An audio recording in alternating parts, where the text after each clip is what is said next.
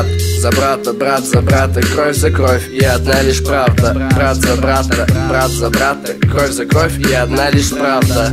Мой старший брат совсем большой, он в школу осенью пошел. Сам пишет, сам читает, про всех на свете знает. Он мне недавно рассказал, как движутся планеты и от чего гремит гроза, когда приходит лето.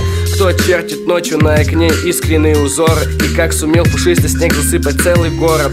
Брат знает, как устроен мир, вот только зря считает, что Дед Морозы — это миф, их в жизни не бывает. Но кто ж под елку мне принес подарочек заветный? Желание знал лишь Дед Мороз да мама по секрету.